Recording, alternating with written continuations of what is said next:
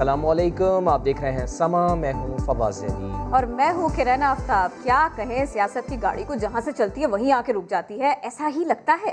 क्या इस्तीफों की बात फैसले से फिर अगर मगर पर आ गई? मरियम नवाज ने आज की प्रेस कॉन्फ्रेंस में कुछ ऐसा ही कहा। जी हाँ, अगर पीडीएम इस्तीफे देती है तो आप इलेक्शन नहीं करा सकते। एक बार फिर दोहराया गया, अगर नवाज शरीफ और पीडीएम इस्तीफों का फैसला करते हैं तो शहबाज शरीफ साथ खड़े होंगे।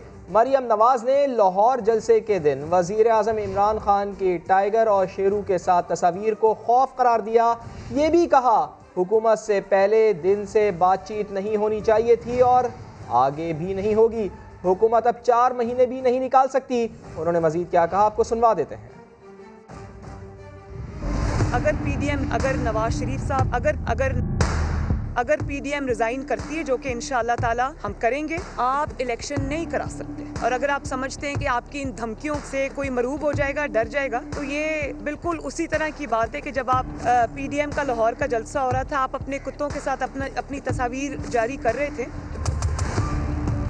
तो वो आप कुत्तों को नहीं बहला रहे थे, आप अपना खौफ बहला रहे थे। कुत्तों से खेलना और बात है, कौमी इदारों से खेलना बहुत खतरनाक है, जिसके नताइज आपको भुगतना पड़ेंगे। अगर नवाज शरीफ साहब का ये फैसला होगा, पीडीएम का ये फैसला होगा कि हमने इस्तीफे देने हैं, कब देने हैं, शहबाज शरीफ साहब उन्होंने उसके लिए अपनी पार्टी को अहकामात दिए हैं, उसके ऊपर जो अमल दरामद है उसको इंश्योर किया जाए। पहले दिन से इनके साथ ना कोई बातचीत होनी चाहिए थी, ना इनको किसी चीज पे सपोर्ट करना चाहिए था। अब वो वक्त गुजर गया, लेकिन अब ना इनसे कोई बातचीत होनी चाहिए, ना होगी। इस हुकूमत को अब घर जाना पड़ेगा। 4 साल तो बहुत दूर की बात है, ये 4 महीने नहीं निकाल सकती इंशाअल्लाह। क्या पीडीएम में फूट पड़ गई? सेनेट इलेक्शन में शो ऑफ हैंड्स के मामले पर वजीर आजम इमरान खान और मरियम नवाज एक पेज पर आ गए। मरियम नवाज ने कह दिया शो ऑफ हैंड्स के खिलाफ नहीं है, जबकि पीडीएम के सरबराह मौलाना फजलुर रहमान और Peoples Party chairman Bilawal Bhutto Zardari हाथ उठाकर वोट देने की मुखालिफत कर चुके हैं। जनवरी के आखिर में या फरवरी के अवाइल में दावेदार खान तुमको जाना होगा। 31 जनवरी तक इमरान खान साहब को मुस्ताफी होना पड़ेगा। पीडीएम के खिलाड़ियों की हुकूमत को फुल टॉस गेम। सेनेट से बेचारे इनका ख्याल है कि कोई सेनेट के इलेक्शन हो, तो इलेक्शन तो हम पहले करवाएंगे। आपको पता है कप्तान तो मैं पुरान इनसे ज्यादा बेहतर खेलना जानता हूँ। कप्तान के छक्के पर गेंद पवेलियन से बाहर गई तो ऑपोजिशन में खलबली मच गई। शो ऑफ हैंड्स के जरिए से सेनेट का इलेक्शन कराना आइन की रूह से खुफिया बैलेट पेपर के जरिए ही हो सकता है। हुकूमत का कोशिश है कि अदालत को गैर जमहूरी कदम में घसीटा जाए, ये नाकाम रहेगा। बास खिलाड़ियों ने कमबैक के लिए कोशिशें शुरू कर दी हैं। ये पार्लियामेंट का काम है और मैं शो ऑफ हैंड्स के खिलाफ नहीं हूँ, मैं शो ऑफ हैंड्स के खिलाफ नहीं हूँ। डेमोक्रेसी तो ये कहती है कि शो ऑफ हैंड्स करें, इसलिए हम शो ऑफ हैंड्स के ऊपर जा रहे हैं। मरियम नवाज का अचानक वजीर आजम के पेज पर चले आना जाहिर करता है कि पीडीएम की कहानी बहुत नाजुक मोड़ पर आ चुकी है। खुफिया बैलेटिंग होगी, ना ही show of hand. Senate election open ballot पर होगा। अटॉर्नी जनरल खालिद जावेद खान ने तरीक़ाकार बता दिया। समा से गुफ्तगू में अटॉर्नी जनरल का कहना था कि शो ऑफ हैंड्स के जरिए सेनेट इंतखाबात मुमकिन नहीं। सेनेट इलेक्शन में वोटर एक से ज़ायद नशिस्तों पर वोट कास्ट करता है, इसलिए शो ऑफ हैंड्स का तरीक़ाकार बार बार इस्तेमाल नहीं किया जा सकता। खालिद जावेद खान का कहना था कि सेनेट इलेक्शन ओपन बैलेट के जरिए होगा। ओपन बैलेट में वोट की पर्ची पर वोटर का नाम दर्ज होगा। सारे के सारे मामलात को देखते हुए वफाकी वजीर फवाद चौधरी ने बताया सेनेट इलेक्शन के लिए 3 तरीक़ाकार ज़ेर बहस आए, जिसमें ओपन बैलेट के तरीक़े पर इत्तफाक किया गया। शो ऑफ हैंड्स के जरिए सेनेट इंतखाबात मुमकिन नहीं। अटॉर्नी जनरल के बयान के बाद वुज़रा भी मैदान में आ गए। विफाकी वजीर फवाद चौधरी कहते हैं शो ऑफ हैंड्स के जरिए वोटिंग का अमल पेचीदा है, इसलिए ओपन बैलेट के तरीके पर इत्तिफाक किया गया। 11 मिनिमम वोट्स देने होते हैं कई दफा असेंबली में, तो आप शो ऑफ हैंड्स के जरिए तो तब वोट होगा ना जब वो सिंगल वोट होगा। तो ये तो 11 वोट हैं, तो 11 वोट तो नहीं हो सकते शो ऑफ हैंड के जरिए। लिहाजा कंसेंसस ये हुआ कि ट्रेसेबल वोट जो है बनाया जाए। लीगी रहनुमा मोहम्मद जुबैर बोले कानूनी मामला है, आईनी माहिरीन से मुशावरत के बाद रद्द अमल देंगे। मुझे उसको लीगल सिग्निफिकेंस नहीं करता। मैं जब तक हम मशवरा नहीं कर लेंगे मैं कमेंट भी नहीं कर सकता। लेकिन वजीर आजम ने बिल्कुल गलत कहा था। वजीर आजम के जी हम सुप्रीम कोर्ट जाके उनसे शो ऑफ हैंड का वो मशवरा लेंगे। मोहम्मद जुबैर के मुताबिक नून लीग का पहले दिन से ही मौकफ है कि कोई भी कानून बनाने के लिए पार्लियामेंट से रुजू किया जाए, क्योंकि सुप्रीम कोर्ट का काम तो सिर्फ कानून की तशरीह करना होता है। हंगामा है क्यों बरपा, पिज्जा ही तो खाया है। मरियम नवाज ने वालिद का बयानिया मुस्तरद कर दिया। नवाज शरीफ ने कराची वाक़े की रिपोर्ट को रिजेक्टेड कहा था। बेटी ने 1 माह बाद रिपोर्ट को काफ़ी करार दे दिया। कहा सिंध हुकूमत की रिपोर्ट की ज़रूरत नहीं, जो हक़ाइक़ सामने आने थे आ चुके हैं। नवाज शरीफ ने रिजेक्ट किया, मरियम नवाज ने 1 माह बाद ओके कर दिया। सहाफ़ी ने कराची वाक़े पर मरियम नवाज से सवाल किया। वाला वाक़या आया, आर्मी चीफ और ISPR की जानिब से जो रिपोर्ट जारी की गई, उसके बाद एक तूफान भी उठा। मियां नवाज शरीफ ने आपने रिजेक्ट किया। एक बिलावल भुट्टो जरदारी की जानिब से भी कमेटी बनाई गई थी, उसकी रिपोर्ट क्या बिलावल से डिस्कस हुआ है कि कब आप रिपोर्ट ला रहे हैं, मामला क्या था, या पीपल्स पार्टी आपकी अब क्योंकि इत्तेहादी जमात है मामला रफा दफा कर दिया है। नून लीग की नायब सदर ने जो जवाब दिया वो नवाज शरीफ के मौकफ के बरक्स था। कहा जो रिपोर्ट आ चुकी है वो काफ़ी है, अब किसी रिपोर्ट की ज़रूरत नहीं। रफा दफा नहीं, उसकी जो रिपोर्ट सामने आनी थी वो आ चुकी है। उस केस के जितने भी फैक्ट्स थे वो कौम के सामने आ चुके हैं। मेरा नहीं ख्याल कि अब उस पर किसी भी रिपोर्ट की ज़रूरत है। फैक्ट्स कौम के सामने, जिन्होंने किया था उन्होंने एडमिट कर लिया। जिस रिपोर्ट को मरियम नवाज ओके कर रही हैं, 1 माह कबल नवाज शरीफ ने उसे मुस्तरद किया था। यही नहीं, मरियम नवाज ने 10 नवंबर को नवाज शरीफ के रिजेक्टेड वाले ट्वीट को रीट्वीट भी किया था। बयानात छोड़िए, मिजाज देखिए। ये मरियम नवाज का कैसा मिजाज है, सब कुछ इमरान खान है, इमरान खान कुछ नहीं। मरियम नवाज एक ही दिन में बयान तब्दील करती रही। मीडिया से गुफ्तगू में कभी इमरान खान को इलेक्शन कमीशन, नैब, FBR का चेयरमैन ठहरा दिया, और बाद में ये भी कहा कि इमरान खान तो कुछ भी नहीं है, वो तो ताबेदार खान है, उनको तो कोई पूछता ही नहीं। मैं समझती हूँ कि नैब का चेयरमैन जो है उसका नाम है इमरान खान। ये हुकूमत इमरान खान की नहीं है, वो मिस्टर खामखा है। FBR के चेयरमैन भी आप खुद ही बन जाते हैं। ये हुकूमत इमरान खान की नहीं है, ताबेदार खान है, उसको तो कोई पूछता भी नहीं है। खुफिया एजेंसीज का जो काम है वो भी आप खुद ही करना शुरू कर देते हैं। ताबेदार खान है, उसको तो कोई पूछता भी नहीं है, वो मिस्टर खामखा है। जब आप इलेक्शन कमीशन ऑफ पाकिस्तान के चेयरमैन भी बन बैठे, ये हुकूमत इमरान खान की नहीं है, वो मिस्टर खामखा है। सुप्रीम कोर्ट के चीफ जस्टिस का काम भी आपने खुद ही संभाल लिया। ताबेदार खान है, उसको तो कोई पूछता भी नहीं है, वो मिस्टर खामखा है। मुआविन खुसूसी डॉक्टर फिरदौस आशिक आवान का मरियम नवाज को भरपूर जवाब। कहा मियाँ जावेद लतीफ़ का बयान आपकी सफ़ों में इस्तराब की निशानदही कर रहा है। आपको पार्टी के अंदर बगावत, आप उन मेंबरान की फ़िक्र करें जो शाही ख़ानदान से छुटकारा चाहते हैं। फिरदौस आशिक अवान के मुताबिक Imran Khan show off hands के ज़रिए छांगा मांगा की सियासत दफन करने जा रहे हैं। मुखालिफिन ने इस्तीफ़ों का ऑप्शन इस्तेमाल किया तो तुरुप के पत्ते हमारे पास मौजूद हैं।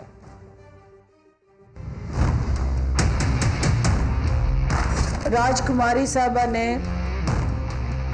झूठ के अंबार लगाए।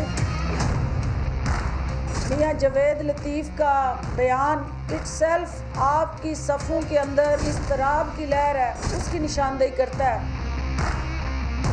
अभी तो इमरान खान ने शो ऑफ हैंड का जिक्र किया तो आप बिलबिला उठी हैं। छांगा मांगा की सियासत Imran Khan show of hand के जरिए दफन करने जा रहा है। आप अपने उन मेंबरान की फिक्र करें जो आपसे छुटकारा हासिल करने के लिए हमारे साथ रवाबत में है, और हमने आपसे वादा किया हुआ है कि हमने आपको सरप्राइज देना है, और आपको समझ आ जाएगी कि हमने शो ऑफ हैंड अपने अरकान के लिए किया है या हमने रूल ऑफ लॉ के लिए किया है। इनके अमल के बाद हमारा रद्द अमल होगा। ये पहले फेंक के क्या टेबल पे फेंकते हैं, और तुरप के पत्ते हमारे पास हैं, फिर हम फेंकेंगे। नवाज शरीफ ने पिज़्ज़ा खाया, मरियम नवाज को गुस्सा आया। सहाफ़ी के सवाल पर जवाब देने के बजाय ताबड़तोड़ सवाल करती चली गई कि क्या मियाँ साहिब सेहतमंद नज़र नहीं आ सकते, क्या मियाँ साहिब पिज़्ज़ा नहीं खा सकते, कौन सा डॉक्टर है जिसने मना किया कि पिज़्ज़ा नहीं खाया जा सकता। मरियम नवाज का जारहाना अंदाज, नवाज शरीफ के पिज्जा खाने के सवाल पर गुस्से में आ गईं। सोशल मीडिया पे उनकी एक तस्वीर आई जिसमें वो सेहतमंद नजर आ रहे थे और पिज्जा पार्लर में पिज्जा वो एंजॉय कर रहे थे। एक उस पर बड़ी तनकीद हो रही थी। उस पर तनकीद क्यों हो रही? नहीं मियाँ साहब, उस पर तनकीद क्यों हो रही कि आपको उनके सेहतमंद नजर आने पे प्रॉब्लम है या क्यों? पिज्जा क्यों नहीं खा सकता इंसान? पिज्जा क्यों नहीं खा सकता इंसान? सहाफी ने कहा दिल का मामला है, एहतियात तो करनी चाहिए। उस पर फिर सवाल कर दिया कि कौन सा डॉक्टर कभी कभी पिज्जा खाने को मना करता है। बिल्कुल आपकी बात ठीक है, लेकिन मुझे कहीं किसी डॉक्टर का दिखा दें कि उन्होंने मना किया हो कि जो प्लेटलेट्स का या दिल का मरीज है वो कभी कभार पिज्जा नहीं खा सकता, कभी कभार पिज्जा नहीं खा सकता। इलाज के लिए लंदन जाने वाले नवाज शरीफ 1 साल से वहां मुकीम हैं और अक्सर उनकी किसी रेस्टोरेंट में खाने पीने की तस्वीर वायरल होती रहती हैं। ऐसे में फैयाजुल हसन चौहान कहते हैं कि नवाज शरीफ तस्वीर में पिज़्ज़ा खाते हुए सेहतमंद नजर आ रहे हैं, पाकिस्तान वापस क्यों नहीं आ जाते? माहिरीन तिब ने दिल के मरीज को पिज़्ज़े का इस्तेमाल फौरी तौर पर तर्क करने का मशवरा दे दिया है। लंदन में पुरफिजा मुकाम पर बैठे नवाज शरीफ पिज़्ज़ा खा सकते हैं तो पाकिस्तान भी वापस आ सकते हैं। फयाजुल हसन चौहान का रद्द अमल, कहते हैं मियाँ साहब को देखकर लगता नहीं कि वो दिल के मर्ज का शिकार हैं। पिज़्ज़ा खा रहे थे और सेहतमंद नजर आ रहे थे, आगे से जवाब देती हैं कि नवाज शरीफ साहब सेहतमंद क्यों नहीं हो सकते? भाई हो सकते हैं, लेकिन जब होंगे तो उन्होंने वापस इस पाकिस्तान के अंदर आना है। तिबी माहिरीन की राय है कि दिल के मरीज को पिज़्ज़ा नहीं बल्कि ऐसी ग़िज़ाएं खानी चाहिए जिसमें चिकनाई कम हो। जिनको हार्ट का कोई मसला हो वो फास्ट फूड को अवॉइड करते हैं और फिर कोई एफर्ट कर रहे होते हैं कि वेट को हमने वॉच करना है। विजिबली तस्वीर में उनका कुछ वेट भी बढ़ा हुआ लग रहा है, तो मैं समझता हूँ कि जिन चीज़ों में इस तरह से चीज़ हो और कोलेस्ट्रॉल वगैरह का हम ध्यान ना रख सकें, कोई ऐसी चीज़ वो ना करें। माहिर तिब ने नवाज शरीफ को मशवरा दिया कि अगर वाकई उन्हें दिल का मर्ज लाहक है तो फास्ट फूड से दूर रहें। ट्वीट कोई पिज्ज़ा तो होता नहीं कि खाया पिया ख़त्म हो गया। मरियम नवाज का खुदकुश हमला ट्वीट करने में एक बार फिर जल्दी कर दी, बगैर देखे इस्राएली चैनल का क्लिप उन्होंने ट्वीट कर दिया। वीडियो में यहूदी तंजीम का रुकन दावा कर रहा था कि एक पाकिस्तानी मुशीर ने इसराइल का दौरा किया, मगर साथ ही ये भी इंकशाफ किया कि नवाज शरीफ ने इसराइल से ताल्लुकात बहाल करने के लिए 2 बार वफ्द इसराइल भेजा। गलती का एहसास होने पर मरियम नवाज ने ट्वीट फौरी डिलीट किया। ये पहली बार नहीं जब मरियम ऐसा कर रही हों। गुज़िश्ता साल भी एक ऐसा ही ट्वीट वो कर चुकी हैं जो उनकी अपनी पार्टी के खिलाफ था। वर्ल्ड बैंक की रिपोर्ट में लीगी दौर के आखिरी 3 साल नाकाम करार दिए थे। मरियम नवाज ने वो ट्वीट भी डिलीट कर दिया था।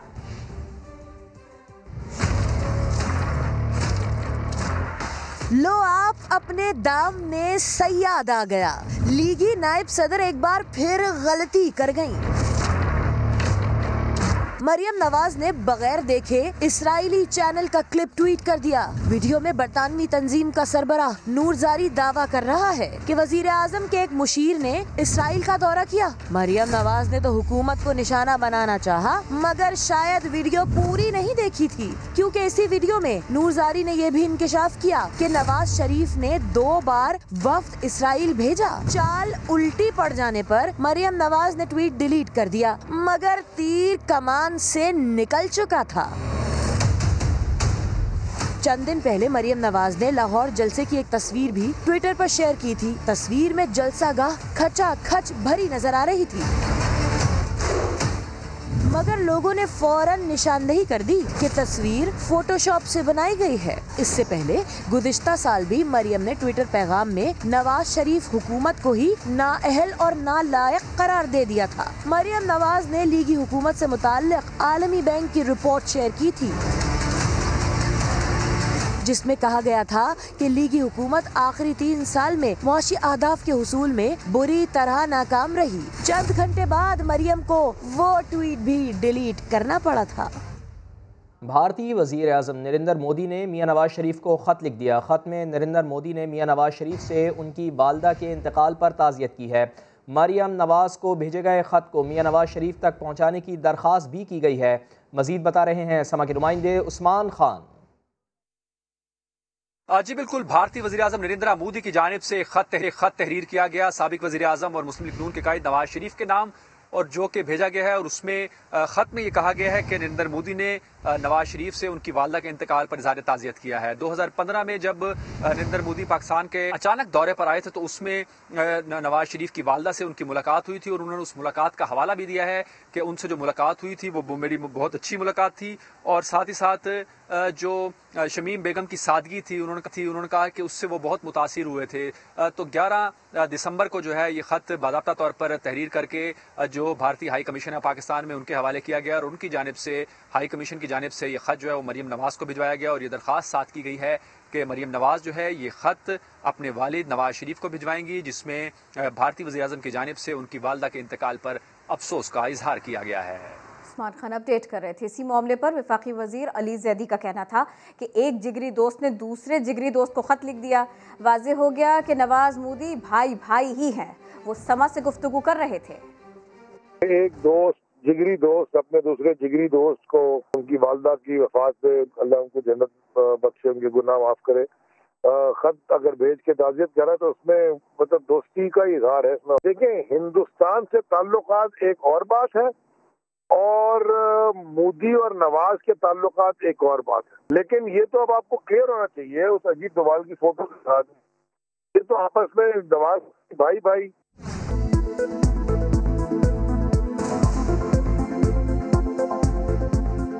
पाकिस्तान में कोरोना वायरस मजीद 71 अफराद की जान ले गया है। मोलिक वायरस का शिकार सीनियर सहाफ़ी तारिक महमूद भी इंतकाल कर गए हैं। तारिक महमूद समा टीवी की रिपोर्टिंग टीम का हिस्सा भी रहे हैं। पाकिस्तान में कोरोना से मजमूई अमवात की तादाद 9000 से ज़ायद हो गई। 24 घंटे में 2545 नए केस भी रिपोर्ट हुए। दूसरी जानिब अमेरिका में एक दिन में रिकॉर्ड 3538 हलाकतें हुई। 2,48,000 से ज़्यादा नए केसेस भी रिपोर्ट हुए। अमेरिकी वज़ीर ख़ारिजा माइक पॉम्पियो भी कोरोना वायरस का शिकार हो गए।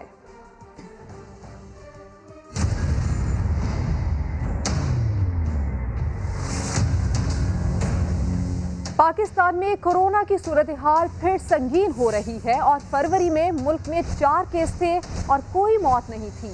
मार्च में यौमिया तकरीबन 62 नए केस सामने आने लगे और 26 अमवात हुई। अप्रैल में नए केसेस की यौमिया औसत 484 हो गई और अमवात की औसत 11 रही। मई में रोज़ाना औसतन 1710 केसेस रिपोर्ट होने लगे और यौमिया अमवात की औसत शरह 37 हो गई, जबकि जून में रिकॉर्ड 1,39,000 से ज़ायद केस और 2,935 अमवात रिपोर्ट हुई। यानी हर दिन तकरीबन 4,661 नए केसेस सामने आ रहे थे और 98 लोग जिंदगी की बाजी हार रहे थे। जुलाई में केसेस की यौमिया औसत 2,224 और अमवात की औसत 55 रही, जबकि अगस्त में मुतासरीन और अमवात की तादाद में कमी आने लगी। मुतासरीन की औसत 566 और अमवात की यौमिया औसत 11 रही। सितंबर में सूरत हाल मजीद बेहतर हुई और नए केसेस की यौमिया औसत 547 हो गई, जबकि यौमिया अमवात सिर्फ 6 रह गई। अक्टूबर में तादाद फिर बढ़ने लगी और मुतासरीन की यौमिया औसत 668 जबकि अमवात की औसत 11 तक पहुंच गई। इसी तरह नवंबर में 65,000 नए केसेस रिपोर्ट हुए। यौमिया नए मुतासरीन की शरह 2,167 हो गई, जबकि हर रोज़ 32 लोग लुकमाए अजल बनने लगे। दिसंबर की बात करें तो दिसंबर में सिर्फ 15 दिन में 47,953 केसेस रिपोर्ट हो चुके हैं और 985 अमवात हो चुकी हैं। यानी रोज़ाना तकरीबन 3200 नए केसेस सामने आ रहे हैं और 66 लोग मौत के मुंह में जा रहे हैं। तो जनाब, सिंध में कोरोना के बढ़ते केसेस के पेश नज़र मदारिस बंद करने का हुक्म दे दिया गया है। मौलाना फजलुर रहमान ने चैलेंज दिया है कि पूरे पाकिस्तान में किसी मदरसे में कोरोना का कोई केस सामने नहीं आया। कहा, मुआहदा हुआ था कि मदारिस बंद नहीं किए जाएंगे। इत्तेहादी हुकूमत अपनी जान छुड़ा रही है। कोरोना के बढ़ते केस, सिंध हुकूमत ने मदारिस फौरी बंद करने का हुक्म दे दिया। नोटिफिकेशन जारी हो गया। मौलाना फजलुर रहमान ने तहफ़्फ़ुज़ात का इजहार कर दिया। कहा, किसी मदरसे में कोरोना का कोई केस सामने नहीं आया। मुझे पूरे पाकिस्तान में एक मदरसा बता दे कि जिस मदरसे के अंदर एक कोरोना का केस हुआ। पूरे पाकिस्तान में चैलेंज करता हूँ। फजलुर रहमान से सवाल हुआ कि मदारिस तो सिंध हुकूमत ने बंद किए हैं, तो उन्होंने इत्तेहादी जमात पर भी तनकीद कर दी। इत्तेहादी जमात ने भी तो जब ऊपर से बीमारियों की बात आ जाती है तो वो भी अपनी जान छुड़ाते हैं, लेकिन ये वफाकुल मदारिस का मामला है और वफाकुल मदारिस इस पर अपना रद्द-ए-अमल देगा। फजलुर रहमान का कहना था कि वजारत तालीम और तंजीमातुल मदारिस का तहरीरी मुआहदा हुआ था कि मदारिस बंद नहीं किए जाएंगे, फिर यकतरफा फैसले क्यों किए जा रहे हैं। कुछ दीगर खबरें भी शामिल करते हैं। फैसलाबाद में खुला के केस में पेशी पर आई बीवी को लेने शौहर कचहरी पहुंच गया। जबरदस्ती गाड़ी में बिठाने की कोशिश की। पुलिस की मुदाखलत पर मामला रफा दफा हुआ। यूसुफ चीमा रिपोर्ट करेंगे।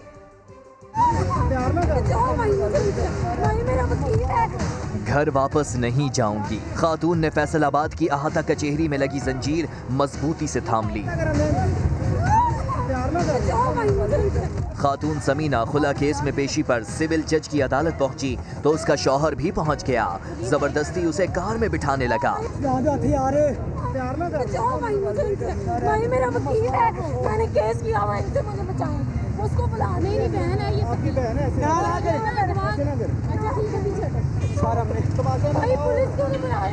समीना को साथ ले जाने में उसकी बहन भी बहनोई के साथ मिलकर सर तोड़ कोशिश करती रही। उसने मौक़िफ़ इख्तियार किया था कि ये ज़हनी मरीज़ है, मुझ पे तशद्दुद करता है और शक की निगाह से देखता रहता है, वो आए रोज़ तशद्दुद करता था। पुलिस ने दोनों फरीकैन को हिरासत में लिया मगर बाद में रिहा कर दिया। अदालत ने समाअत 21 जनवरी तक मुलतवी कर दी। कैमरामैन रिजवान साबरी के साथ यूसुफ चीमा, समा, फैसलाबाद। कराची 5 स्टार चौरंगी के करीब निजी बैंक की मुलाजमा के अगवा की कोशिश नाकाम बना दी गई। पुलिस ने 2 मुल्जिमान को गिरफ्तार करके गाड़ी भी तहवील में ले ली है। पुलिस के मुताबिक लड़की सुबह 8:30 बजे जैसे ही रिक्शे से उतरकर बैंक में दाखिल होने लगी तो 2 लड़कों ने सफ़ेद गाड़ी में ज़बरदस्ती बिठा लिया। निजी बैंक के ऑपरेशन मैनेजर ने वाक़ई की इत्तला 15 पर दी। पुलिस ने शफीक मोड़ के करीब रुका और मुल्जिमान उमैर और यासीन को गिरफ्तार कर लिया। पुलिस हुकाम का कहना है कि उमैर और लड़की की 4 साल कबल दोस्ती हुई थी। दोनों शादी करना चाहते थे लेकिन घर वालों ने इनकार कर दिया था। लेडी रेडिंग अस्पताल में मुतनाज़े तकर्री के बाद हिरासा करने का वाक़या भी सामने आया। क्लास 4 मुलाजिमा ने डायरेक्टर समेत दीगर अफसरान पर इल्ज़ाम लगाया है। पेशावर से रिपोर्ट कर रहे हैं रहम यूसुफ सईद। खैबर पख्तूनख्वा का सबसे बड़ा लेडी रीडिंग अस्पताल एक बार फिर तनाज़े की ज़द में। अस्पताल में काम करने वाली क्लास 4 खातून ने अस्पताल डायरेक्टर और दीगर अफसरान पर हरासानी के संगीन इल्ज़ामात तोप दिए कि अफसरान का मुतालबा पूरा न करने पर नौकरी से बर्खास्त कर दिया है। 9 साल से जॉब करती हूँ और इस अफसरान ने कुछ गलत डिमांड किया, मैंने नहीं माना, उसकी थ्रू से उसने मुझे नौकरी से निकाल दिया। अस्पताल इंतजामिया ने क्लास 4 मुलाजमा के इल्जामात को मुस्तरद कर दिया। जितने इल्जामात इसने लगाए हैं वो सरासर बेबुनियाद है। अस्पताल को बदनाम करने की कोशिश कर रही थी, जिसकी रोशनी में हमारे पास कोई और चारा नहीं था कि सिवाय इसके कि हम इसको सस्पेंड या टर्मिनेट करें। अस्पताल के डॉक्टर्स और क्लास 4 तंजीमों ने क्लास 4 मुलाजमा की जानिब से लगाए गए इल्जामात की आला सतह पर तहकीकात का मुतालबा कर दिया है। कैमरामैन कामरान खान के साथ रहम यूसुफजई, समा, पेशावर। फास्ट बॉलर मोहम्मद आमिर ने समा पर बैनुल-अक़वामी क्रिकेट से रिटायरमेंट का ऐलान कर दिया। समा से खुसूसी बातचीत में कहा, मौजूदा मैनेजमेंट के तहत क्रिकेट नहीं खेल सकता, जहनी तौर पर टॉर्चर किया जा रहा है, उन्हें साइड लाइन किया गया है, 2 दिन में सारी तफसीलात से आगाह करूँगा। का माहौल बन चुका हुआ है और मुझे नहीं लगता कि मैं अब इस मैनेजमेंट के जो अंडर में क्रिकेट खेल सकता हूँ। और जहाँ तक मुझे लगता है कि मैं जो है वो क्रिकेट छोड़ रहा हूँ इस टाइम, क्योंकि जो मुझे मेंटली टॉर्चर किया जा रहा है। मैं आई डोंट थिंक सो कि मैं अब इतना मैं टॉर्चर बर्दाश्त कर सकता हूँ, क्योंकि मैंने 2010 से 2015 तक बहुत टॉर्चर देखा। बार बार टॉर्चर किया जा रहा है कि पीसीबी ने बड़ा इन्वेस्ट किया, पीसीबी ने बड़ा इन्वेस्ट किया। देखिए पीसीबी के 2 बंदों ने मैं आज भी क्रेडिट देता हूँ, सेठी साहब को, क्योंकि उस टाइम उन्होंने सिंगल हैंडेडली, और शाहिद अफरीदी, ये 2 बंदे थे, क्योंकि आपकी बाकी टीम सारी उधर थी कि जी मोहम्मद आमिर के साथ हमने नहीं खेला। हर बात पे टाउन मैंने अपना पर्सनल डिसीजन लिया, उसको लोगों के सामने इस तरह गलत पेश किया गया कि पता नहीं मैं मुल्क से ही नहीं खेलना चाहता। कभी आपके बॉलिंग कोच कहते हैं जी वो डिच कर गया, मैं कभी कहते हैं जी उसका वर्कलोड नहीं था, कभी मुझे 35 लड़कों के प्लान में नहीं रखा जाता। तो क्या आप एहतजाजन रिटायरमेंट ले रहे हैं फिलहाल? जी, मुझे नहीं लगता कि मैं अब जिस तरह का माहौल बन चुका मैं इस अंडर इस जो मैनेजमेंट है मैं उसके अंदर खेल सकता। ज़्यादती तो सबको नज़र आ रही है टू बी ऑनेस्ट, लेकिन यह है कि प्रॉपर क्योंकि जिन्होंने मुझे क्रिकेट में लेके आए, जिन्होंने मेरा साथ दिया, उनका भी मैं हमेशा से शुक्रिया अदा करना चाहूँगा। मोहम्मद आमिर की रिटायरमेंट पर पीसीबी का मौक़िफ़ भी आ गया है। फास्ट बॉलर ने पीसीबी चीफ एग्जीक्यूटिव को पाकिस्तान के लिए ना खेलने की तस्दीक़ कर दी है। पीसीबी के मुताबिक आइंदा किसी मैच के लिए आमिर के नाम पर गौर नहीं होगा। साबिक़ कप्तान शाहिद खान आफरीदी और इंज़मामुल हक ने हैरानी का इजहार किया है। 28 साल में इंटरनेशनल क्रिकेट को खैरबाद कह दिया। मैं जो है वो क्रिकेट छोड़ रहा हूँ इस टाइम। शाहिद आफरीदी ने आमिर के फैसले को गलत करार दे दिया। आमिर को मैंने यही मशवरा दिया कि आपका जो डिसीजन है, मेरा नहीं ख्याल कि ये कोई अच्छा डिसीजन है। हमेशा सीनियर प्लेयर्स का क्यों बोर्ड के साथ इश्यूज रहे हैं?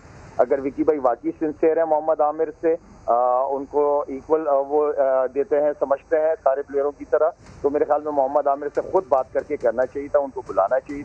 इंज़मामुल हक ने कहा कि आमिर को पहले बोर्ड से बात करना चाहिए थी। क्रिकेट के लिए अच्छा नहीं है कि जिस तरह के अगर प्लेयर इस तरह डिसार्ड होंगे। ये मैं नहीं कह रहा कि ये वकार की गलती है या आमिर की गलती है, ये बोर्ड वाले बैठे उसको डिस्कशन करेंगे कि जी किसकी गलती है, कि कौन कहाँ है। आकिब जावेद बोले आमिर को पता था अब उनकी टीम में जगह नहीं, इसलिए रिटायरमेंट ली। उसने यही सोचा होगा कि अब मैंने जितनी अब खेलनी थी, मुझे वहाँ नज़र तो नहीं आता कि मुझे उस तरह से मौका मिलेगा। फर्स्ट चॉइस तो वो नहीं है इस वक्त वाइट बॉल में भी। पीसीबी ने भी मोहम्मद आमिर की रिटायरमेंट की तस्दीक कर दी। बोर्ड के मुताबिक आइंदा किसी भी मैच के लिए फास्ट बॉलर के नाम पर गौर नहीं होगा। ये मोहम्मद आमिर का जाती फैसला है और पीसीबी इसका एहतराम करता है।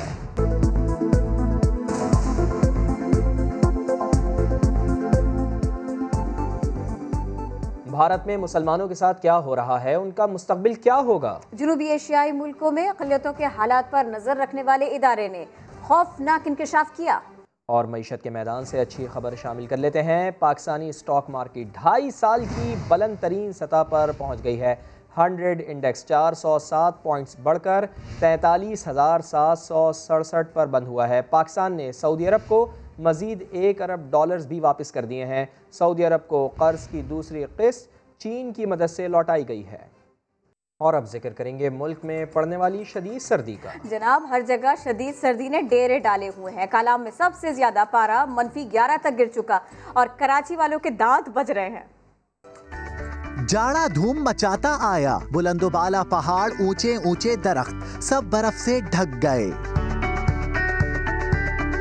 सवात की तहसील बहरीन में शदीद बर्फबारी के बाइस ग्लेशियर सरक गया। वीडियो में देखा जा सकता है कि भारी तोदा पहाड़ से सरक कर आबादी की तरफ आ रहा है। ग्लेशियर की जद में आकर 10 मकानात तबाह हुए, ताहम कोई जानी नुकसान नहीं हुआ।